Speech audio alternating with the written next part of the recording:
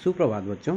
आज हम कक्षा 12वीं के हिंदी से कविता बात सीधी थी पर, जिसके रचयिता श्री कुंवर नारायण जी हैं, उसके भावार्थ देखते हैं। सबसे पहले कविता का प्रतिपादय या सार देखते हैं।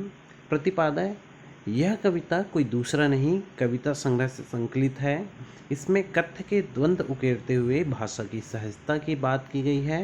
हर बात के लिए कुछ खास शब्द नियत होते हैं, ठीक वैसे ही जैसे हर पेज के लिए एक निश्चित खांचा होता है। अब तक जिन शब्दों को हम एक दूसरे के पर्याय के रूप में जानते रहे हैं, उन सब के भी अपने अर्थ होते हैं। अच्छी बात यह है, अच्छी कविता का बनना सही बात का सही शब्द से जुड़ना होता है, और जब ऐसा होता है तो किसी दबाव या अतिरिक्त मेहनत की ज़रूरत नहीं होती, बसोलियत के साथ हो जाता है। सही बात को सही शब्दों के माध्यम से कहने से ही रचना प्रभावशाली बनती है। अब कविता का सार देख लेते हैं। कवि ने किस तरह से कविता का निर्माण किया है और उसका सार क्या है। कवि का मानना है कि बात और भाषा स्वाभाविक रूप से जुड़े होते हैं, किंतु कभी भी भाषा के मोह में सीधी बात भी टेढ़ी हो जाती है। मनुष्य अपनी भाषा को टेढ़ी तब बना देता है जब वह आडंबरपूर्ण तथा चमत्कारपूर्ण शब्दों के माध्यम से कथ्य को प्रस्तुत करने का प्रयास करता है। अंततः शब्दों के चक्कर में पड़कर वे कथ्य अपना अर्थ खो बैठते हैं। अतः अपनी बात सहज एवं व्यावहारिक भाषा में कहना चाहिए, ताकि आम लोग कथ्य को भलीभांति समझ सके। तो कविता का सारांश इस तरह से है कि बात जो है वो भाषा के चक्कर में बिगड़ जाती है। एक सीधी सादी बात जो है वो हम अपने भाषा को बहुत ही ज़्यादा महत्वपूर्ण बनाने के चक्कर में उसमें दिखावा करने के चक्कर में सीधी सादी बात को भी हम टेढ़ी मेढ़ी या घुमाकर कह देते हैं। तो ये कवि ने इस कविता के माध्यम से यही बताया है कि हमें बात को सीधी तरह से, जो हमारे कथन है, जो हमारे कथ्य है, उसको हम सीधी तरीके से ही प्रस्तुत करें, ताकि जो उसे समझने वाला है वो उसको आसानी से समझ में आ सके, ना कि उस भाषा के चक्कर में या फिर दिखावे के चक्कर में भाषा में टेढ़ी मेढ़ी शब्दों का प्रयोग करके उस कथन को या उस बात को और भी ज़्यादा पेचीदा या और भी ज़्यादा कठिन ना बना दे। ठीक है, अब देखते हैं कविता बात सीधी थी पर। बात सीधी थी पर एक बार भाषा के चक्कर में जरा टेढ़ी फंस गई। उसे पाने की कोशिश में भाषा की उलट पलट, तोड़ा मरोड़ा, घुमाया फिराया कि बात या तो बने या फिर भाषा से बाहर आए, लेकिन इससे भाषा के साथ साथ बात और पेचीदा होती चली गई। शब्दार्थ देख लेते हैं। सीधी का अर्थ होता है सरल या सहज। चक्कर का अर्थ है यहाँ पर प्रभाव। टेढ़ा फंसना का अर्थ है बुरा फंसना। पेचीदा का अर्थ होता है कठिन या मुश्किल। प्रसंग देख लेते हैं। प्रस्तुत काव्यांश हमारी पाठ्यपुस्तक आरोह भाग 2 में संकलित कविता बात सीधी थी पर से ली गई है। इसके रचयिता श्री कुंवर नारायण जी हैं। इस कविता में भाषा की सहजता की बात की गई है और बताया गया है कि अक्सर चमत्कार के चक्कर में भाषा दुरूह या कठिन हो जाती है। व्याख्या देख लेते हैं। कवि कहता है कि वह अपने मन के भावों को सहज रूप से व्यक्त करना चाहता था, अर्थात अपने बातों को वो आसानी से बोलना चाहता था, परंतु समाज की प्रकृति को देखते हुए उसे प्रभावी भाषा के रूप में प्रस्तुत करना चाहा, पर भाषा के चक्कर में भावों की सहजता नष्ट हो गई। कवि कहता है कि मैंने मूल बात को कहने के लिए शब्दों, वाक्यांशों, वाक्यों आदि को बदला, फिर उसके रूप को बदला तथा शब्दों को उलट पुलट कर प्रयोग किया।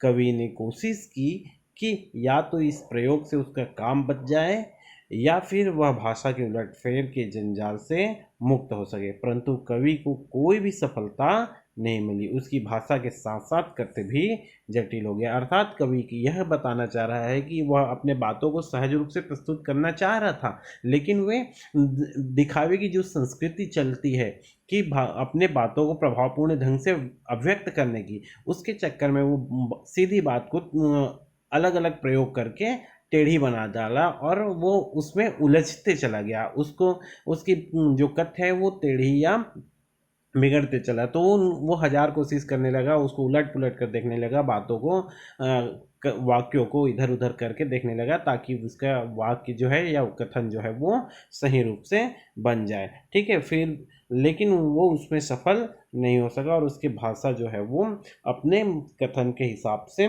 जटिल होते गया, कठिन हो गया। इस कविता के विशेष देख लेते हैं। कवि ने भाषा की जटिलता पर कटाक्ष किया है ना। जो कवि जो है वो भाषा को और इस तरह से प्रयोग करके जो जटिल बना देते हैं, उस पर कटाक्ष किया है। भाषा सरल, सहज, साहित्यिक, खड़ी बोली है। काव्यांश रचना मुक्त छंद का प्रयोग है इसमें। टेढ़ी फैसला, पेचीदा होना, मुहावरों का सुंदर प्रयोग हुआ है ना। ये टेढ़ी फैसला, पेचीदा होना, ये मुहावरे हैं और उनका प्रयोग किया गया है। साथ साथ में पुनरुक्ति, प्रकाश अलंकार है। अब इसका दूसरा पद्यांश देख लेते हैं कि कवि ने क्या लिखा है। सारी मुश्किल को धैर्य से समझे बिना मैं फेंच को खोलने के बजाय उसे बेतरह कसता चला जा रहा था, क्योंकि इस करतब पर मुझे साफ सुनाई दे रही थी तमाशबीनों की शाबाशी और वाह वाह। शब्दार्थ: मुश्किल का अर्थ है कठिन, धैर्य का अर्थ है धीरज, पेंच ऐसी कील जिसके आधे भाग पर चूड़ियां बनी होती है। उलझन, बेतरह बुरी तरह, करतब चमत्कार, तमाशवान जिसका अर्थ है दर्शक, तमाशा देखने वाले, शाबाशी प्रशंसा या प्रोत्साहन। अब इसका व्याख्या देखते हैं। कवि कहता है कि जब उसकी बात पेचीदा हो गई, अर्थात फंस गई, कठिन हो गई, तो उसके सारी समस्या को ध्यान से नहीं समझा। ठीक है, जो समस्या थी उसको वो ध्यान से नहीं समझ पाया। हल ढूंढने के बजाय वो और अधिक शब्द जाल में फंसते गया। उससे निकलने के बजाय वह और उसके जाल में फंसते चला गया। बात की पेच खुलने के स्थान पर टेढ़ा होता गया। ठीक है, जो पेंच है, पेंच अर्थात एक प्रकार का जिसे इंग्लिश में स्क्रू कहते हैं, तो वो स्क्रू खुलने के स्थान पर और क्या होते चला गया, वो टेढ़ा चला गया। जिस तरह से बात का पेच होता है, अर्थात जिस तरह से स्क्रू में पकड़ होता है, उसी तरह से भाषा में बात का पकड़ होता है। तो वे चल और अनुचित, मतलब वो भाषा टेढ़ा होते चला गया, और कभी उसे अनुचित रूप से कसता चला गया, अर्थात उसको और अधिक जैसा है वैसे ही ठोकते चला गया, अर्थात वैसा ही रखते गया। इसमें भाषा और कठिन हो गई। शब्दों के प्रयोग पर दर्शक उसे प्रोत्साहन दे रहे थे, उसकी प्रशंसा कर रहे थे, क्योंकि वे ऐसा कर रहे थे। तो जो लोग थे, दर्शक थे, है ना, जो उनकी कविता को सुनने वाले थे, उनके बातों को सुनने वाले थे, वे उनके शब्दों के प्रयोग को देखकर उनकी क्या कर रहे थे, प्रोत्साहन कर रहे थे और प्रशंसा कर रहे थे। तो कवि उसको उसी तरह से प्रयोग करने के लिए विवश हो जा रहे थे। अब इस कविता का विशेषता देख लेते हैं। कवि धैर्यपूर्वक सरलता से काम करने की सलाह दे रहा है। वाह वाह में पुनरुक्ति, प्रकाश अलंकार है। पेंच कसने के बिंब से कवि का कथ्य प्रभावी बना है। बेतरह विशेषण सटीक है। कर्तव्य शब्द में व्यंग्यात्मकता का भाव निहित है।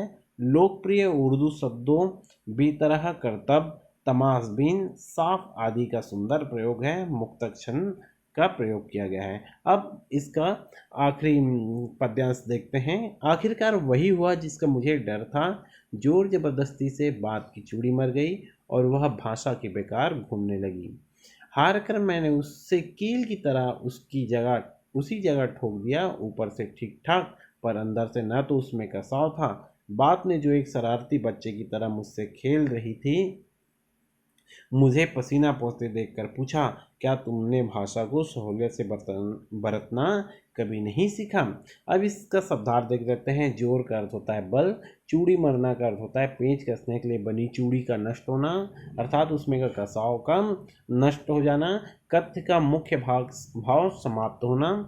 कसाव का अर्थ है खिंचाव, गहराई। सहूलियत का अर्थ है सहजता, सुविधा। बरतना का अर्थ होता है व्यवहार में लाना। प्रसंग आरोह भाग 2 में संकलित कविता बात सीधी थी पर से ली गई है। इसके रचयिता कुंवर नारायण है। इस कविता में भाषा की सहजता की बात की गई है और बताया गया है कि चमत्कार के चक्कर में भाषा कैसे दुरूह और अप्रभावी हो जाती है। इसकी व्याख्या देख लेते हैं। कवि अपनी बात कहने के लिए बनावटी भाषा का प्रयोग करने लगा। परिणाम वही हुआ जिसके कवि को डर था। जैसे पेंच के साथ जबरदस्ती करने से उसकी चूड़ियाँ समाप्त हो जाती है ना। जैसे स्क्रू को जब हम टाइट करते हैं या टाइट नहीं हो रहा है तो ज़बरदस्ती ठोक देते हैं, तो उसकी जो स्क्रू में चूड़ी रहती है वो समाप्त हो जाती है। उसी प्रकार शब्दों के में जो शब्द उस वाक्य में सही नहीं बैठ रहा है उसको ज़बरदस्ती बैठाएंगे तो उस वाक्य में कोई वो शब्द का कोई पकड़ नहीं रह जाता, वो शब्द जबरदस्त उस शब्द का वहाँ पर सार्थकता नहीं रह जाता, है ना। उसी प्रकार शब्दों के जाल में उलझकर कवि की बात का प्रभाव नष्ट हो गया था, ठीक है, और वह बनावटीपन में ही खो गई थी, अर्थात वो उसके वाक्यों में कोई भी प्रभाव नजर नहीं आ रहा था और सिर्फ वो दिखावा लग रहा था। उसकी अभिव्यंजना समाप्त हो गई थी। अभिव्यंजना का अर्थ होता है यहाँ पर उसका महत्व समाप्त हो गई थी।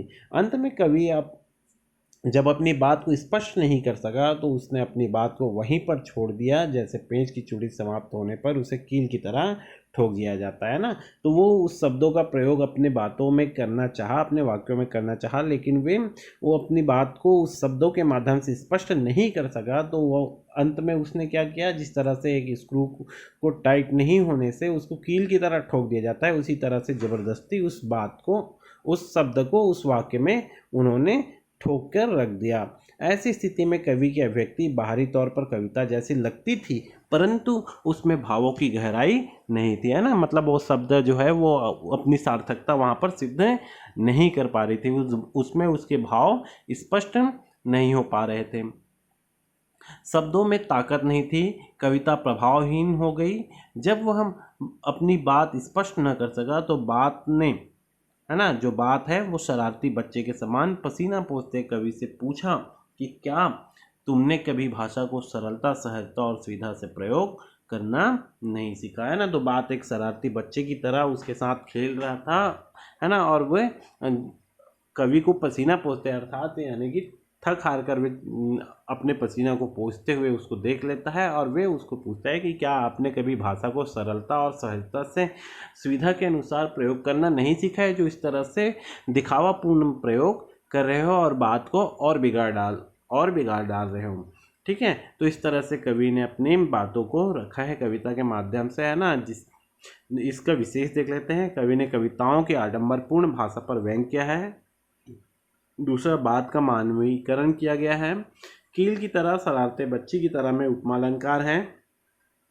जोर जबरदस्ती, पसीना पोंछने में अनुप्रास तथा बात की चूड़ी में रूपक अलंकार है। कील की तरह ठोकना भाषा को जबरदस्ती जटिल बनाने का परिचायक है। मुक्तक छंद है। काव्यांश में खड़ी बोली का प्रयोग है, ठीक है। तो इस तरह से कवि ने अपनी बातों को बताया है कि किस तरह से लोग दिखावे के चक्कर में सीधे सादी बात को भी जटिल बना डालते हैं। जहाँ पर जो शब्द वहाँ पर सटीक नहीं बैठता, उस शब्द को वो प्रयोग करने के चक्कर में सीधी साधे कथ्य या कथन को भी बहुत ज़्यादा जटिल या कठिन बना देते हैं, जिससे भाषा बिगड़ जाता है। तो ये सारी चीज़ें आप लोग अपने नोट्स बुक में लिखेंगे और इस कविता को पढ़ेंगे। धन्यवाद।